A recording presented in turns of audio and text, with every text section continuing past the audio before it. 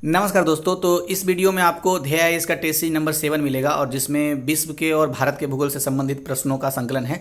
तो देखिए, सबसे पहला प्रश्न जो है वो है कथन और कारण के रूप में। तो पहला प्रश्न है, सामान्य रूप से पृथ्वी पर अग्नीय सेल सबसे अधिक मात्रा में पाई जाती है। एकदम बिल्कुल सही बात है कि जितने भी प्रकार की सेल पाई जाती है पृथ्वी पर, उसमें सबसे ज़्यादा जो मात्रा है वो अग्नीय सेल का है। तो विकल्प मतलब कथन ए जो है वो सही है। कारण क्या है इसके पीछे? तो पृथ्वी की भू प्रॉपर्टी का 2/3 भाग इन्हीं सेलों से बना है। तो एकदम बिल्कुल सही बात है कि पृथ्वी का 2/3 जो पार्ट है, भाग है, वो अग्नीय सेल से बना है। यही कारण है कि हम कह सकते हैं कि अग्नीय सेल सबसे अधिक मात्रा में पाई जाती है। ठीक है, तो कथन और कारण दोनों स्वतंत्र रूप से सही हैं, साथ ही साथ व्याख्या भी करते हैं, इसलिए विकल्प ए इसका सही आंसर हो गया। अब जब हम अग्नेय सेल के बारे में बात कर रहे हैं तो 4-5 फैक्ट हमें याद आना चाहिए। जैसे कि सबसे पहला जो हॉट फैक्ट है कि अग्नीय सेल में जीवाश्म नहीं पाए जाते हैं और कई बार इस पर क्वेश्चन भी बन चुका है। दूसरा ये कि अग्नीय सेल जो होते हैं वो आर्थिक रूप से काफ़ी संपन्न होते हैं, क्योंकि जितने भी खनिज मिनरल्स वगैरह हैं वो अग्नीय सेल में ही सामान्यतः पाए जाते हैं। तीसरा फैक्ट ये है कि काली मिट्टी का जो निर्माण होता है, आपको याद आ रहा होगा, जो कपास के लिए सबसे अच्छी मिट्टी होती है काली मिट्टी, तो उसका निर्माण भी अग्नीय सेल से होता है। इसलिए तो हम उसको लावा मिट्टी भी कहते हैं। कपासी मिट्टी, लावा मिट्टी, काली मिट्टी, रेगुर मिट्टी, सब इसी का नाम है। नेक्स्ट जो खास बात है अग्नीय सेल के बारे में, ये है कि पैगमाइट यानी कि जो अवरक होता है, वो अवरक अग्नीय सेल में ही पाए जाते हैं। ठीक है, और इन्हीं सेल में जो अग्नीय सेल है, इसी सेल में बेसाल्ट जो मिलता है उसमें लोहे की मात्रा सबसे ज़्यादा होती है। तो ये कुल मिलाकर के 5 महत्वपूर्ण फैक्ट थे जो मैंने आपको पुनः स्मरण कराया। नेक्स्ट, निम्नलिखित युग्मों में से कौन से सही सुमेलित हैं? तो जो सही है पहले उसे देख लेते हैं। देखिए, मैं धीरे धीरे बोलूँगा, आप इमेजिन कीजिएगा जो आपने मैप की स्टडी की है। आप जब एशिया के मैप में देखेंगे तो वहाँ आपको अनातोलिया का पठार दिखेगा। तो अनातोलिया के उत्तर में, अनातोलिया के पठार के उत्तर में जो स्थित पर्वत है उसका नाम है पांटिक पर्वत।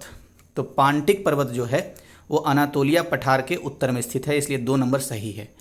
तीसरा जो है तियान शान तथा कुनलुन शान के मध्य स्थित बेसिन।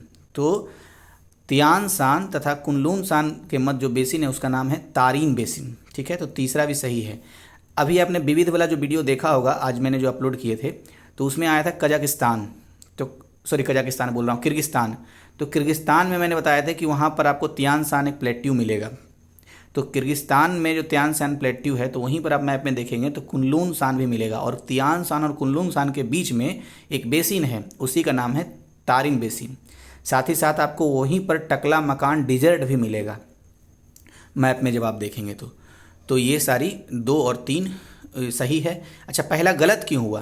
क्योंकि यहाँ लिखा हुआ कैस्पियन सागर के दक्षिणी तट पर स्थित पर्वत जैग्रोस पर्वत है। जी नहीं, बिल्कुल गलत है। कैस्पियन सागर जब आप मैप में देखेंगे तो कैस्पियन सागर के दक्षिण में यानी नीचे में आपको जो स्थित पर्वत दिखेगा उसका नाम है एल्ब्रुज माउंटेन यानी एल्ब्रुज पर्वत। तो इसलिए ये गलत हुआ था। ठीक है, अब नेक्स्ट देखते हैं। अच्छा, ये वाला मैप जब मैं भी जब इमेजिन कर रहा था तो मुझे एक चीज़ याद आ रहा है जो मैं क्वेश्चन के रूप में पूछ लेता हूँ।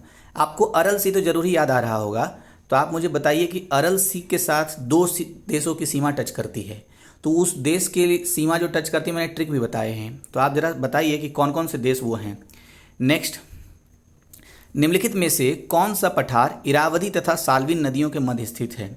तो देखिए, आपको तो सबसे पहले याद आ ही गया होगा कि इरावदी और साल्विन जो नदियां हैं वो दरअसल भारत के पड़ोसी देश म्यांमार की नदियां हैं। ठीक है, तो म्यांमार की ये जो दोनों नदियां हैं, इसके बीच में कौन सा पठार स्थित है ये पूछ रहा है। तो जब आप मैप में लोकेट करेंगे तो सान पठार आपको दिखेगा इरावदी नदी और साल्विन नदी के बीच में। ठीक है, तो विकल्प बी इसका सही आंसर हो गया। अब इरावदी नदी को थोड़ा सा और उसके आसपास का फैक्ट मैं बताता हूँ। जैसे इरावदी नदी के पूरब में जब आप देखेंगे तो यही साल्विन नदी आपको दिखेगी। पूर्व में बोल रहा हूँ, ईस्ट में, पूर्व में आपको साल्विन नदी दिख जाएगी इरावदी नदी के पूर्व में।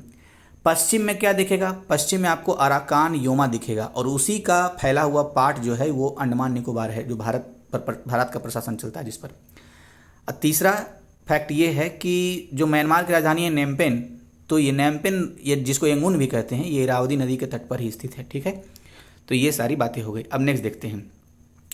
नेक्स्ट है ओब, एनेसी तथा लीना नदियों का प्रवाह है। तो जब आप रूस के मैप को देखेंगे तो आपको ओब, एनेसी और लीना नदियाँ मिल जाएगी।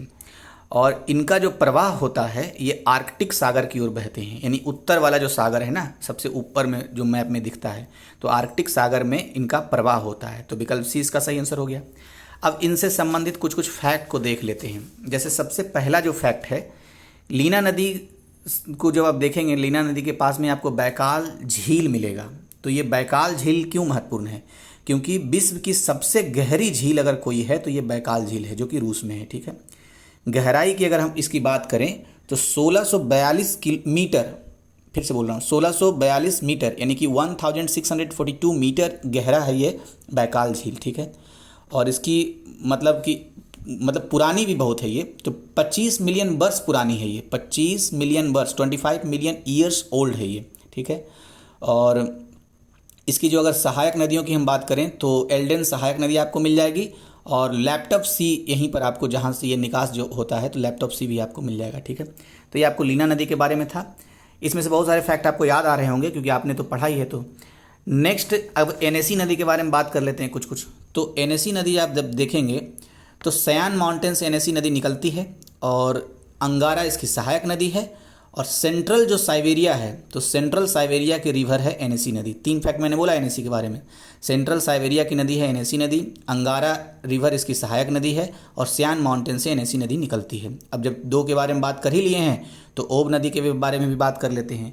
तो ओब नदी के बारे में सबसे बड़ा बात यह है कि अल्टाई माउंटेन से ओब नदी निकलती है, और ईस्टर्न साइबेरिया की ये नदी है, और मतलब ईस्टर्न साइबेरिया की नदी है। और एक चीज़ और क्या लिखा हुआ है, प्लेन नहीं है। अच्छा, ये प्लेन नहीं है तो छोड़िए, ये महत्वपूर्ण फैक्ट नहीं है, बस ये ध्यान रखना है कि ओब नदी अल्टाई माउंटेन से निकलती है और ईस्टर्न साइबेरिया की नदी है। ये आप में लोकेट करेंगे ना तो और अच्छे से ज़्यादा आपको याद रह जाएगा। बस सुन लीजिए, अब चेतन मन में चला जाएगा, वहाँ पर आ गया तो लगा देना है टिक। नेक्स्ट देखते हैं, निम्नलिखित में से कौन एक ठंडा मरुस्थल है? तो जो उपलब्ध विकल्प है उसके हिसाब से जो ठंडा मरुस्थल है वो गोबी मरुस्थल है। तो ये आपको एशिया वाले मैप में मिलेगा, गोबी डिजर्ट। ठीक है, तो विकल्प डी इसका सही आंसर हो गया। अच्छा, अन्य जो विकल्प है उसके बारे में कुछ कुछ बात कर लेते हैं। जैसे कालाहारी डिजर्ट जो है, तो इस पर कई बार क्वेश्चन बने हैं। आपको अफ्रीका में, दक्षिण अफ्रीका के ऊपर में आपको मिलेगा, अफ्रीका वाले मैप में कालाहारी डिजर्ट। और कालाहारी डिजर्ट जब हम बात कर रहे हैं तो हमें याद आना चाहिए कि वहाँ एक जनजाति रहती है जिसका नाम है बुशमैन समुदाय, यानी बुशमैन जनजाति। तो बुशमैन जनजाति जो है वो कालाहारी डिजर्ट से संबंधित है। और कालाहारी डिजर्ट पर एक क्वेश्चन ये भी बना है कि ये उत्तरी गोलार्ध में आता है, तो ये भी ध्यान रखना है। उत्तरी गोलार्ध में कौन सा आता है? Kalahari dessert. अच्छा, इसके पूर्व में जब आप देखेंगे कालाहारी डिजर्ट के पूर्व में तो लिम्पोपो रिवर नजर आएगा। मैं क्यों बात कर रहा हूँ लिम्पोपो रिवर के बारे में? क्योंकि इससे जुड़ा हुआ एक बहुत ही खास फैक्ट है। लिम्पोपो रिवर 2 बार मकर रेखा को काटती है। तो इस पर क्वेश्चन न सिर्फ बन चुके हैं बल्कि बनने की संभावना प्रत्येक एग्जाम में रहती है। तो इस लेकर के प्रत्येक परीक्षाओं में रहती है इस संभावना। लिम्पोपो नदी आपको याद रखना है, मकर रेखा को 2 बार काटती है। अच्छा, एक क्वेश्चन भी पूछ ही लेता हूँ जब साथ साथ। तो फिर बताइए कि जायरे यानी कि कांगो नदी को कौन 2 बार काटती है? तो आप बताइए, मतलब जायरे नदी किसको 2 बार, कौन सी रेखा को 2 बार काटती है? एक मैं आपको सहायता कर देता हूँ, मकर रेखा को 2 बार नहीं काटती है, तब आपको बताने किसको काटती है। अब एक है अटकामा। तो अटकामा जो है पृथ्वी पर सबसे ज़्यादा शुष्क डिजर्ट कोई है तो अटकामा डिजर्ट है, आपको साउथ अमेरिका के मैप में मिलेगा। और तांबा का भंडार भी अटकामा डिजर्ट में है। घोस्ट टाउन भी यहीं पर आपको मिलेगा, अटकामा डिजर्ट के पास में घोस्ट टाउन एक है। तो ये तो हो गया 2। अब एक है नाफूद डिजर्ट। तो नाफूद डिजर्ट कहाँ मिलेगा, याद आ रहा है कुछ?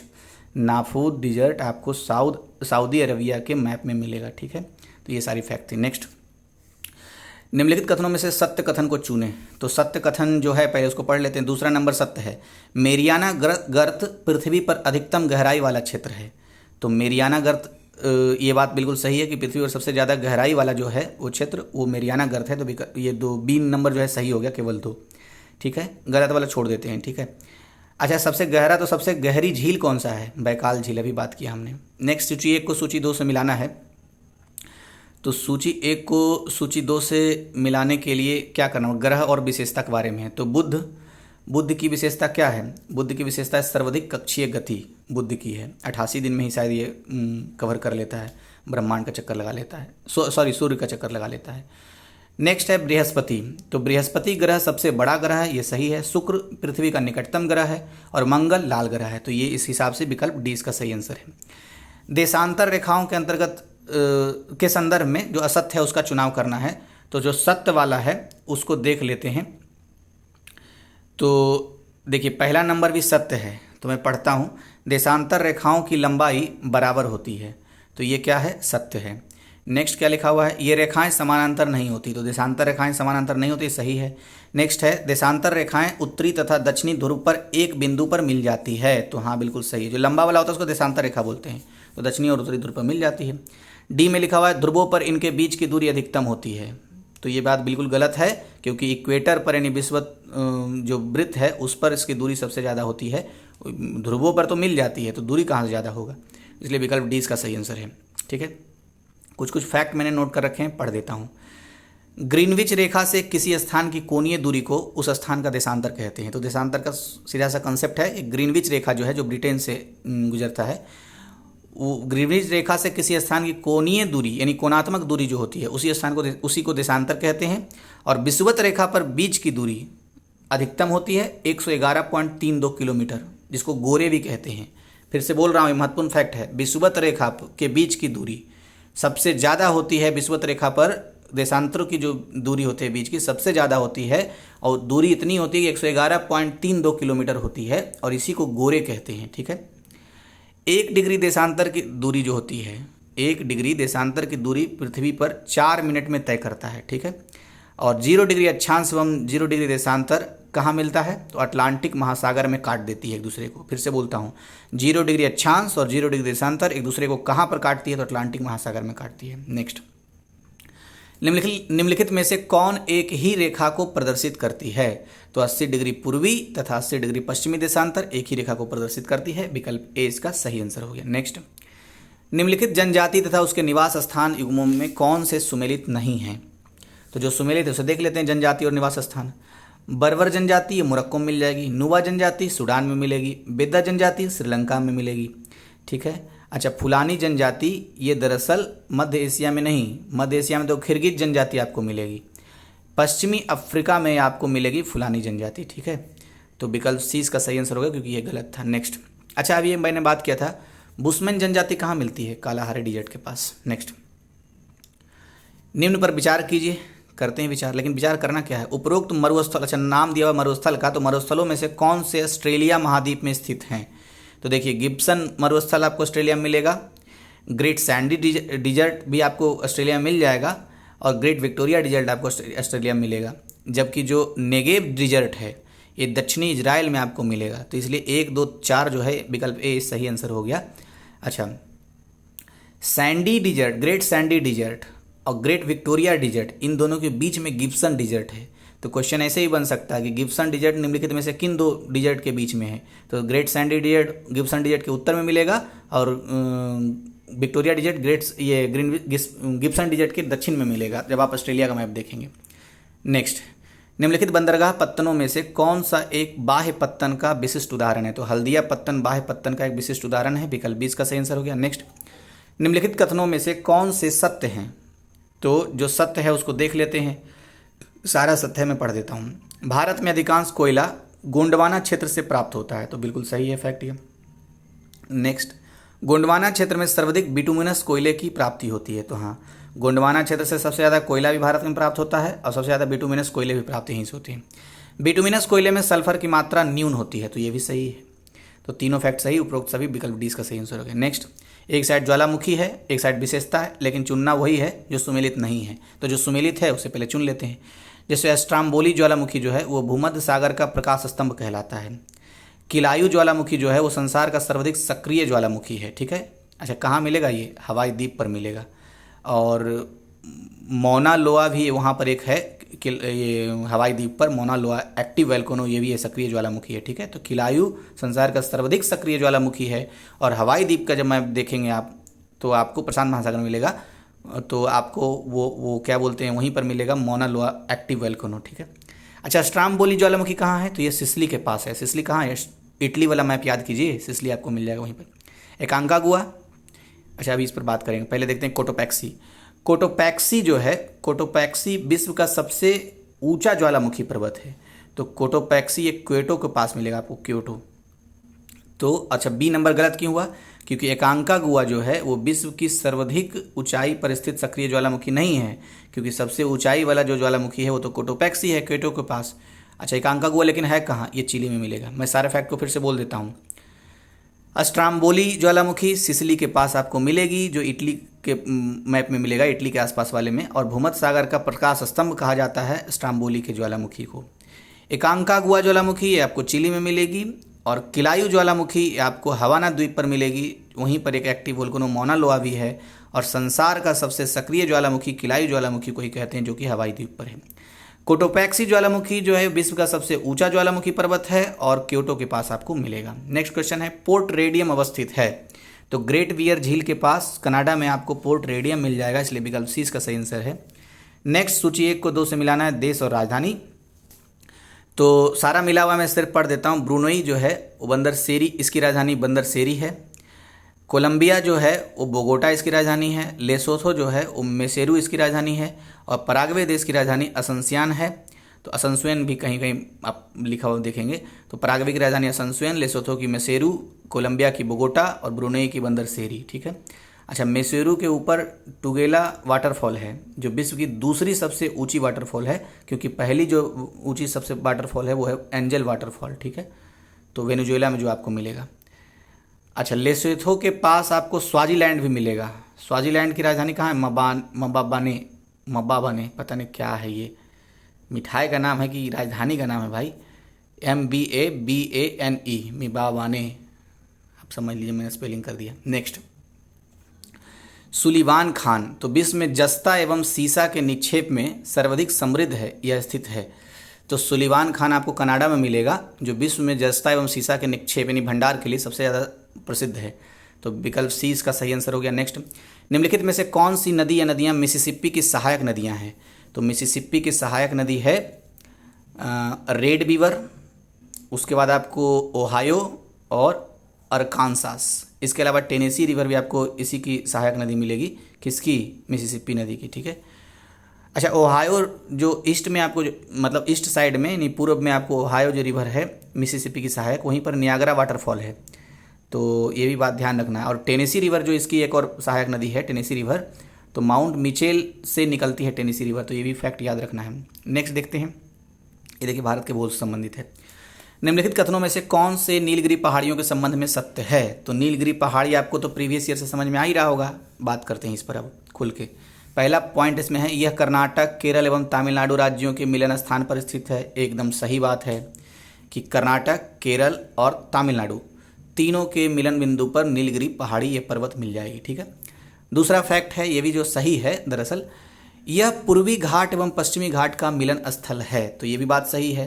कर्नाटक, केरल, तमिलनाडु राज्यों का मिलन बिंदु भी है, और पूर्वी और पश्चिमी घाट का भी मिलन स्थल है ये। तो ये तो 1-2 सही हो गया। तीसरा पॉइंट लिखा हुआ, दक्षिण भारत की सर्वोच्च चोटी अनायमुडी इसी पहाड़ी पर स्थित है। बिल्कुल गलत। दक्षिण भारत की सबसे ऊंची चोटी अनायमुडी है, लेकिन वो अन्नामलाई पर्वत पर है, नीलगिरी पर्वत पर नहीं है। और अनायमुडी की ऊंचाई की अगर बात करेंगे तो 1695 मीटर यानी 2700 मीटर में से 5 मीटर कम, ये है अनायमुडी की ऊंचाई। ठीक है। और कौन से पर है? अन्नामलाई हिल पर है। अब मैं जैसे जैसे बोलता हूँ अपना कल्पना वहाँ ले जाइए। देखिए सबसे पहले आपको मिलेगा अन्नामलाई पर्वत, जिस पर दक्षिण भारत की सबसे ऊंची चोटी है, जिसका नाम है अनामुडी। ठीक है। इसकी ऊंचाई है 2695 मीटर यानी 2700 में 5 कम। ठीक अन्नामलाई पर्वत के जब उत्तर में आप आगे बढ़ेंगे यानी आगे में आगे बढ़ेंगे तो आपको पाल घाट मिलेगा, और पाल घाट से जैसे ही आगे बढ़ेंगे तो आपको मिल जाएगा नीलगिरी पर्वत। और उसकी सबसे ऊंची चोटी है डोडा बेटा, जिसकी ऊंचाई है 2637 मीटर। कहीं कहीं पर आपको 2636 मीटर भी मिलेगा, तो कंफ्यूज नहीं करना है। नया वाला एटलस आया शायद उसमें 2637 किया है, तो 2637 या 36 है, तो उस पर फैक्ट पे ज़्यादा नहीं जाना है। लेकिन एक जो खास बात है जिसके लिए मैं इन सब सारी बातों का चर्चा कर रहा हूँ, यहीं पर नीलगिरी पर्वत के पास मिलता है टोडा जनजाति, जो बहुत महत्वपूर्ण है। टोडा जनजाति दरअसल मूल जनजाति है नीलगिरी पर्वत का, जिसका व्यवसाय है पशुपालन और भैंस पालन करके अपनी आजीविका चलाते हैं ये। तो ये सारे फैक्ट थे, आपने प्रीवियस ईयर में भी सुना होगा इन सारी कहानियों को। नेक्स्ट सूची 1 को 2 से मिलान करना है, तो चक्रवात और स्थान है। तो देखिए बिलीविली चक्रवात ऑस्ट्रेलिया मिलता है, तो आपको पता ही है। बागियो कहाँ मिलेगा? तो बागियो ये बागी नहीं है, बागियो है। बागियो फिलीपींस के पास मिलेगा आपको। नेक्स्ट टॉर्नेडो, तो आपको कैरिबियन सागर में मिलेगा, तो आपको याद ही होगा। और टाइफून, ये भी याद होगा आपको। टाइफून कहाँ मिलेगा आपको? टाइफून मिलेगा चीन के पास, है ऐसा बात? हाँ, चीन के पास ही मिलेगा। तो विकल्प ए इसका सही आंसर है। मैं फिर से बोल दूँ क्या? एक ही सिर्फ बोलने लायक है, वो है बागियो। बागियो फिलीपींस के में मिलेगा, बाकी सब आपको पता है। नेक्स्ट, निम्नलिखित में से कौन सा एक पठार संयुक्त राज्य अमेरिका में स्थित नहीं है? तो देखिए, है कौन कौन सा? यूकॉन पठार आपको संयुक्त राज्य अमेरिका में मिल जाएगा। कहाँ पे मिलेगा? ये अलास्का रेंज और ब्रुक्स रेंज के बीच में मिल जाएगा यूकॉन पठार, ठीक है। कोलोराडो पठार भी आपको मिल जाएगा। कहाँ पे मिलेगा कोलोराडो पठार? वही यूएसए में मिलेगा। ग्रेट बेसिन पठार भी आपको मिल जाएगा संयुक्त राज्य अमेरिका में ही। चियापास पठार आपको नहीं मिलेगा, क्योंकि चियापास पठार दरअसल मैक्सिको में है, तो आपको कहाँ से मिलेगा? संयुक्त राज्य अमेरिका में। अच्छा, अब ग्रेट बेसिन अब यहाँ पर लिखा हुआ है वेस्ट में कौन, नॉर्थ में कौन, तो बड़ा घच पच हो जाएगा। छोड़ देता हूँ इसको, इतना फैक्ट कहाँ।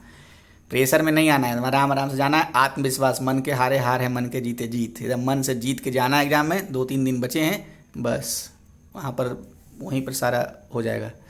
नेक्स्ट देखिए, लौह उत्पादक क्षेत्र है और देश है, तो आपको तो पता ही है। इतिहास पूरा लॉरेन क्षेत्र पर है, विश्व इतिहास। लॉरेन क्षेत्र कहाँ है? फ्रांस में है। उसके बाद अच्छा, जो सही सुमेलित नहीं उसको देखना है, तो मैं सही सही सिर्फ पढ़ रहा हूँ। लॉरेन क्षेत्र फ्रांस में आपको मिल जाएगा। मिडलैंड आपको यूके में मिलेगा, यूनाइटेड किंगडम, वही जो 200 साल तक हम लोग पर राज किया। मिडलैंड लौह उत्पादक क्षेत्र है, ये यूके में मिलेगा। UK, United kingdom. यूके एक अपने देश में भी है, उत्तराखंड, उसी को यूके बोलते हैं। कोस्ताने, तो कोस्ताने लौह उत्पादक क्षेत्र है और ये आपको कजाकिस्तान में मिलेगा, ठीक है। कजाकिस्तान आपको याद आ रहा होगा। अच्छा, कजाकिस्तान से आपको एक बात याद आ रहा होगा, वहीं पर अराल सी है, और अराल सी से 2 देशों की सीमा टच करती है, जिसके लिए मैंने ट्रिक बताया था, यूके। और ये यूके यहाँ पर भी है। तो यू का मतलब हो गया क्या? उज्बेकिस्तान। और के का मतलब कजाकिस्तान, तो यही है, ठीक है। इतनी बार बोला हूँ आपको तो एकदम रटा गया होगा। अब हो सके तो यही आ जाए क्वेश्चन, तो आपका सही हो जाए तो बड़ा खुशी होगा मुझे। अच्छा, किरुना ये क्यों गलत हुआ सी नंबर? क्योंकि किरुना जो लौह उत्पादक क्षेत्र है, ये दरअसल यूक्रेन में नहीं, स्वीडन में है। स्वीडन की राजधानी कहाँ है? स्टॉकहोम। पर्यावरण वाली कुछ कुछ बातें याद आ रही होगी आपको, स्टॉकहोम सम्मेलन। तो स्टॉकहोम यानी कि स्वीडन में है किरुना क्षेत्र, जो लौह उत्पादक के लिए प्रसिद्ध है। नेक्स्ट, निम्नलिखित कथनों पर विचार कीजिए। तो गोंडवाना क्रम की चट्टानें बिंद क्रम के बाद की है, तो बिल्कुल सही है। दक्कन ट्रैप की रचना ज्वालामुखी की दरारी उद्भेदन से हुई है, ये भी बिल्कुल सही है। लास्ट नंबर वाला गलत है, तो उसको छोड़ देते हैं, ठीक है। तो ये 1 और 2 ये सही हो गया। नेक्स्ट 24 नंबर, निम्नलिखित में से कौन सा दर्रा त्वांग घाटी होकर तिब्बत का मार्ग प्रदान करती है? तो वो दर्रा जो त्वांग घाटी से होकर के तिब्बत का मार्ग प्रदान करती है, उसको बोलते हैं बोमडीला। कौन सा डीला? बोमडीला। तो विकल्प सी इसका सही आंसर हो गया। नेक्स्ट, कथन और कारण है, तो कथन है हिमालयी वन ऊंचाई के साथ साथ बदलते रहते हैं, तो बिल्कुल सही बात है। हिमालयी वन जो होते हैं ऊंचाई के साथ साथ बदलता रहता है, कभी अल्पाइन तो कभी कुछ आता रहता है। कारण क्या है इसके पीछे? ऊंचाई के साथ साथ जलवायु तत्वों की मात्रा में अंतर आता रहता है, तो बिल्कुल सही बात है। ऊंचाई के साथ साथ जलवायु तत्वों में की मात्रा में अंतर आता रहता है, यही तो कारण है जिसके कारण हिमालयी वन ऊंचाई के साथ साथ बदलते रहते हैं। तो विकल्प ये कथन कारण दोनों स्वतंत्र रूप से सही होने के साथ एक दूसरे की व्याख्या भी करता है, इसलिए विकल्प ए इसका सही आंसर हो गया, ठीक है। अरुणाचल प्रदेश में स्थित डाफला, मीरी, अबोर और मिसमी पहाड़ियाँ किस हिमालय का भाग है? तो ये सारे जो हैं शिवालिक हिमालय के भाग हैं। मैं फिर से कथन के रूप में बोल दूँ तो शिवालय हिमालय की ही भाग है, जो अरुणाचल प्रदेश में स्थित जितनी भी पहाड़ियाँ हैं, डाफला, मीरी, अबोर और मिसमी पहाड़ियाँ, ये सारे शिवालिक हिमालय की पार्ट है। नेक्स्ट, यूरेशियाई देश तुर्की की सीमा किस एक सागर से नहीं लगती है? तो यूरेशियाई देश जो तुर्की की सीमा कैस्पियन सागर से नहीं लगती है, इसलिए विकल्प बी इसका सही आंसर हो गया। नेक्स्ट, कथन और कारण है, तो कथन में लिखा हुआ है टर्सरी मिट्टी उत्तर प्रदेश में शिवालिक पहाड़ी क्षेत्र में पाई जाती है। हाँ, बिल्कुल सही बात है ये कि टर्सरी जो मिट्टी है वो उत्तर प्रदेश के शिवालिक पहाड़ी में पाई जाती है, जो कि चाय की कृषि के लिए बहुत ही अच्छी मानी जाती है। तो कथन तो सही हो गया। कारण क्या है? यह क्षेत्र जल प्लावित रहता है, जिससे यहाँ इस मिट्टी का विकास हुआ है। ये बात गलत है। जल प्लावित जो है ये मिट्टी के किनारे वाली डूढ़ मिट्टी कहलाती है, डूढ़ मिट्टी या फिर और भी कुछ नाम इसके बोले जाते हैं। तो ये तो कारण गलत हो गया, सिर्फ कथन सही है, इसलिए विकल्प सी यानी कि ए सही, आर गलत, ठीक है। नेक्स्ट, दक्षिण अमेरिका महाद्वीप में, कल्पना कर लीजिए दक्षिण अमेरिका महाद्वीप में पाए जाने वाले मोन्टाना होते हैं। तो एंडीज पर्वत के पूर्वी ढलानों पर स्थित वन, एंडीज पर्वत की पूर्वी ढलानों पर स्थित वन को मोंटाना कहते हैं और मोंटाना वन दक्षिण अमेरिका महाद्वीप में आपको मिलेगा। नेक्स्ट कथन है कि सूर्य की अपेक्षा चंद्रमा की आकर्षण शक्ति का प्रभाव दोगुना होता है। तो बात तो सही है भाई कि चंद्रमा का आकर्षण शक्ति का प्रभाव दोगुना होता है। आपको तो पता ही चांद पे कितनी शायरी बन चुकी है, तो आकर्षण तो ज़्यादा होता है, मतलब ज़्यादा क्या दोगुना होता है। सूर्य की अपेक्षा चंद्रमा का आकर्षण शक्ति प्रभाव दोगुना होता है। कारण सूर्य का चंद्रमा की तुलना में पृथ्वी से दूर होना इसका प्रमुख कारण है। तो हाँ, ये भी सही है कि सूर्य का चंद्रमा की तुलना में पृथ्वी से दूर होना इसका एक प्रमुख कारण है, जिसके कारण आकर्षण जो है शक्ति इसकी दोगुनी होती है। कथन कारण दोनों सही है, व्याख्या भी करते हैं, विकल्प ए इसका सही आंसर हो गया। नेक्स्ट निम्नलिखित युग्मों में कौन सा एक सही सुमेलित नहीं है? तो सही सुमेलित जो है उसको देख लेते हैं। पंचभद्रा झील आपको राजस्थान में मिलेगा, सोंगमो झील ये सिक्किम में मिलेगा, लोनार झील महाराष्ट्र में मिलेगा। अच्छा, लोनार झील से याद आया, ये पता है उल्का पिंड, शायद उल्का पिंड क्षुद्र ग्रहों से निर्मित है ये लोनार झील महाराष्ट्र का। कहते हैं कि क्षुद्र ग्रह गिर गया था, पृथ्वी पर गिर गया था, इतना गड्ढा हुआ फिर झील में बदल गया। महाराष्ट्र में जो है लोनार झील, ठीक है। जौनसार झील गलत क्यों हो गया? क्योंकि उसके सामने लिखा हिमाचल प्रदेश, जबकि आपको भी पता है कि जौनसार झील जम्मू कश्मीर में है। तो विकल्प डी इसका सही आंसर हो गया, क्योंकि पूछ रहा था कौन सुमेलित सही नहीं है, ठीक है। अच्छा, पंचभद्रा झील कहाँ है? राजस्थान में। राजस्थान की एक नदी आपको याद आ रही है, लूनी नदी। लूनी नदी कहाँ से निकलती है? आपको याद तो आ ही रहा होगा। नेक्स्ट देखते हैं। ट्रांस साइबेरिया रेलमार्ग विश्व का सबसे लंबा रेलमार्ग है। इसकी पश्चिमी एवं पूर्वी स्टेशन क्रमशः है। तो देखिए, ये बात एक तो फैक्ट क्वेश्चन में ये कि ट्रांस साइबेरियन रेलमार्ग विश्व का सबसे लंबा रेलमार्ग है, और इसकी जो पश्चिमी जो स्टेशन है उसको बोलते हैं सेंट पीटर्सबर्ग, और पूर्वी स्टेशन को बोलते हैं व्लादिवोस्टॉक, ठीक है। तो विकल्प ए इसका सही आंसर हो गया। नेक्स्ट लौह अयस्क क्षेत्र और राज्य है, तो 2 और 3 सही है। थूर हुंडेर लौह अयस्क क्षेत्र ये आपको राजस्थान में मिल जाएगा। पंसीरा वुरु लौह अयस्क क्षेत्र ये झारखंड में मिलेगा, जबकि नाथरा की पाल जो लौह अयस्क क्षेत्र है ये गुजरात में नहीं राजस्थान में है, तो इसलिए 2 और 3 विकल्प 20 का सही आंसर है। नेक्स्ट पछुआ हवाओं के संबंध में कौन सा सही नहीं है? तो जो सही है देख लेते हैं। पछुआ हवाएं शीतोष्ण वातावरण के निर्माण में सहायक होती है, बिल्कुल सही है। पछुआ हवाएं उत्तरी गोलार्ध में पछुआ हवाओं की उत्तरी गोलार्ध में दिशा दक्षिण पश्चिम से उत्तर पूर्व होती है, तो ये भी बात बिल्कुल सही है। डी नंबर में लिखा ये महाद्वीपों के पश्चिमी भाग में पर्याप्त वर्षा कराती है। तो हाँ, महाद्वीप का जो पश्चिमी भाग होता है वहाँ पर्याप्त वर्षा कराती है पछुआ हवाएं। तो ए बी डी सही है। सही कौन नहीं है छोड़ देते हैं, जो सही नहीं है तो नहीं है, सही है, क्या करेंगे उसको पढ़ के, दिमाग में मेमोरी उतना क्यों भरना। नेक्स्ट लिखा हुआ लंबे समुद्री मार्गों के बीच स्थित वैसे स्थान जहाँ जलयान रुककर ईंधन, पानी व यात्रियों के लिए भोजन आदि ग्रहण करते हैं वह कहलाता है, उसको पोर्ट ऑफ कॉल कहते हैं। फिर से बोलता हूँ, लंबे समुद्री मार्गों के बीच स्थित वैसे स्थान जहाँ जलयान रुक कर, यानी हवाई पानी का जहाज रुक करके ईंधन, पानी और यात्रियों के लिए भोजन आदि का ग्रहण करता है, तो उसको पोर्ट ऑफ कॉल कहते हैं। नेक्स्ट यानी बुलाने वाला पोर्ट, पत्तन। सूची 1 को 2 से मिलाना है, मिलाइए। क्षेत्र है, अवस्थिति है, तो न्यू इंग्लैंड कहाँ मिलेगा आपको? तो ये न्यू इंग्लैंड इंग्लैंड में नहीं मिलेगा, ये संयुक्त राज्य अमेरिका में न्यू इंग्लैंड एक जगह है, ठीक है। जॉर्ज टाउन कहाँ मिलेगा? तो ये दक्षिणी अमेरिका में है जॉर्ज टाउन।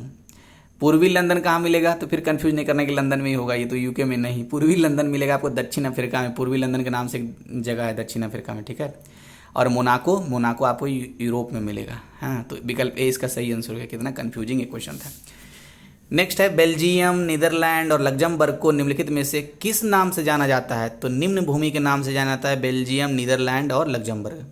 अच्छा, इसके मैप से मुझे पता है एक चीज़ याद रहा है, दुनिया में पता है 2 ऐसे देश हैं जो डबली लैंडलॉक कंट्री हैं। अब आपके मन में आ रहा होगा कि डबली लैंडलॉक कंट्री क्या है, आ रहा होगा मतलब याद आ रहा होगा कि डबली लैंडलॉक कंट्री के बारे में तो देखो मैंने पढ़ ही लिया था, तो मैं सिर्फ पुनः स्मरण करा देता हूँ। आपने यही पढ़ा था कि डबली लैंडलॉक कंट्री उसको बोलते हैं जो दरअसल लैंडलॉक कंट्री से घिरा रहता है। मतलब ये डबली लैंडलॉक कंट्री वे कंट्री हैं जिनके चारों तरफ वैसे देश होते हैं जिनकी समुद्र की सीमा टच नहीं करती है। हाँ, तो डबली लैंड मतलब दोबारा लैंडलॉक रहेगा ये। तो लिंचस्टाइन एक मिलेगा आपको यूरोप में, लिंचस्टाइन, और एक तो आपको पता है ये मंगोलिया है, मंगोलिया ही है ना? हाँ, मंगोलिया है। तो लिंचस्टाइन बहुत ही छोटा सा है। उसकी राजधानी कौन सा है बताइए? तो आप देखिए, जानबूझ के पूछ रहा हूँ राजधानी, क्योंकि आपको दिखेगा नहीं वो। अब आप पता क्या करेंगे, मोबाइल उठाएंगे और गूगल में ढूंढेंगे तो एकदम छोटा सा आपको ट्रायंगल टाइप का मिलेगा देश बीच में घुसा हुआ, और उसकी राजधानी आपको बताने हैं कमेंट बॉक्स में। नेक्स्ट, ये दृष्टि वाले टेस्ट सीरीज में था क्वेश्चन। नेक्स्ट है निम्नलिखित पर विचार कीजिए। चलिए विचार करते हैं, लेकिन क्या चीज़ के लिए करना है विचार। अच्छा, उपरोक्त प्रसिद्ध तेल क्षेत्र किस राज्य में स्थित है? तो देखिए कलोल, बकरोल, बकरोल है कि बकलोल है? नहीं नहीं, बकरोल ही है। तो कलोल, बकरोल, मेहसाना और नवग्राम, ये जो चारों जो है ये दरअसल पहले तो ये जान लीजिए तेल क्षेत्र है ये, ठीक है। कलोल, बकरोल, मेहसाना और नवग्राम, ये चारों जो है ये गुजरात में है। हाँ, तो विकल्प सी इसका सही आंसर हो गया। नेक्स्ट, गर्म जल स्रोत और प्रदेश। तो मणिकरण गर्म जल स्रोत जो है ये हिमाचल प्रदेश में है, और ये अच्छा यही सही है, सिर्फ पूछ रहा था सही सुमेलित कौन सा है, तो सिर्फ यही सही है, मणिकरण गर्म जल स्रोत ये हिमाचल प्रदेश में। जो दोनों है गलत हो गया, 2 और 3 क्यों गलत होगा? क्योंकि अनहोनी, अरे परिस्थिति है कि नहीं, अनहोनी नाम ही है भाई।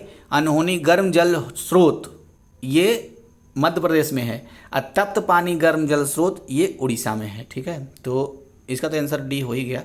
नेक्स्ट देखते हैं, निम्नलिखित में से कौन सी भारत की एकमात्र पूर्ववर्ती नदी है जो हिमालय को 3 भागों में विभाजित करती है? तो सतलज एक ऐसी नदी है जो हिमालय को 3 भाग में विभाजित करती है, तो बहुत ही महत्वपूर्ण फैक्ट है। उद्गम स्थान इसको तो पता ही आपको, राकसताल मानसरोवर के पास में राकसताल है, वहीं से इसका उद्गम होता है सतलज नदी का, और ये हिमालय को 3 भागों में विभाजित करता है। भारत में प्रवेश ये सिपकिला दर्रे में करती है, सिपकिला दर्रे से, तो विकल्प 20 का सही आंसर। अच्छा, इस पर कुछ परियोजनाएं भी चल रही है, अब देखिए मुझे याद नहीं आ रहा है, कोई नहीं।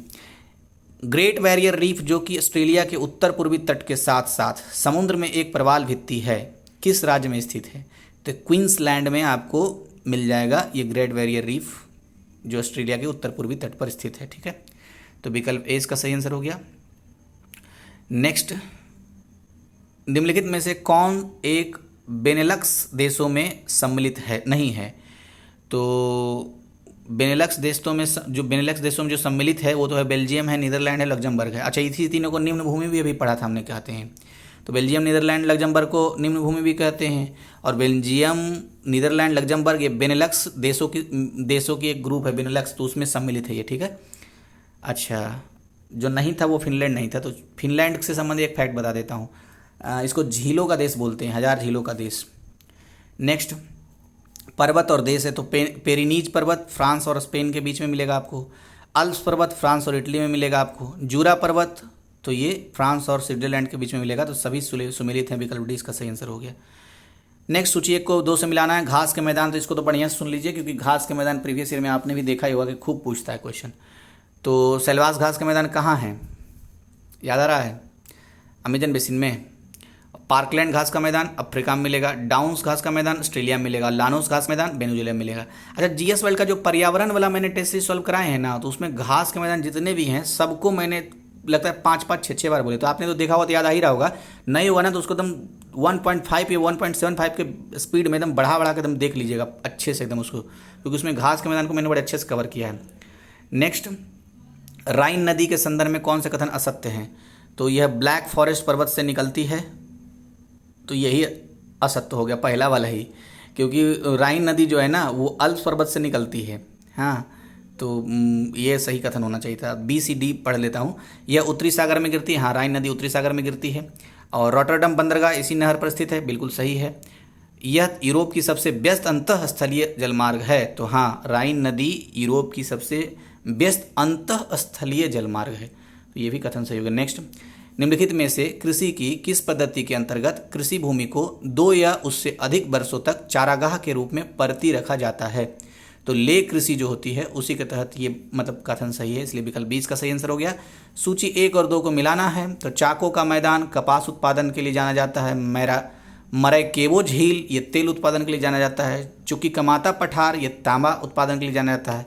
इटावीरा खान ये लौह इस्पात के लिए जाना जाता है। फिर से बोलूँ, चाको का मैदान कपास उत्पादन के लिए, मरैकेवो झील तेल उत्पादन के लिए, चुकीकमाता पठार तांबा उत्पादन के लिए, इटावीरा खान लौह इस्पात के लिए। नेक्स्ट, कैंटबरी का मैदान, तो आपको न्यूजीलैंड तो तुरंत याद ही आ गया होगा कि कैंटबरी का मैदान किस देश में है और किस देश की उपजाऊ मैदान है, तो न्यूजीलैंड। कैडबरी याद आ रहा है, कैडबरी चॉकलेट, इसकी कंपनी वहीं की है, न्यूजीलैंड की है। दूध उत्पादन से इसकी अर्थव्यवस्थाएं पूरी एकदम चुस्त दुरुस्त है। नेक्स्ट देखते हैं, ऑस्ट्रेलिया की राजधानी कैनबरा किस नदी के तट पर स्थित है? तो मोलोंगलो, सही बोल रहा हूँ ना? हाँ, मोलोंगलो नदी के तट पर है ऑस्ट्रेलिया की राजधानी कैनबरा। तो 2 फैक्ट हो गया। एक तो ऑस्ट्रेलिया की राजधानी कहाँ है? कैनबरा है। कैनबरा किस नदी के तट पर है? तो मोलोंगलो। अच्छा, अभी हमने एक पढ़ा था राजधानी से संबंधित, शायद पहला या दूसरा क्वेश्चन में आया था कि इरावदी नदी पर म्यांमार की राजधानी नेमपेन है, ठीक है, जिसे रंगून भी कहते हैं। तो विकल्प 20 का सही आंसर है। इस वीडियो का लास्ट क्वेश्चन है ये। उससे पहले ये, अरे भाई वीडियो थोड़ा थोड़ा शेयर कर दीजिए, बड़ी मोटिवेशन लेवल डाउन हो जाता है जब नहीं बढ़ते हैं सब्सक्राइबर। 1000 तक पहुंचाना है, थोड़ी थोड़ी मदद कर देंगे ना तो बड़ी सहूलियत हो जाएगा।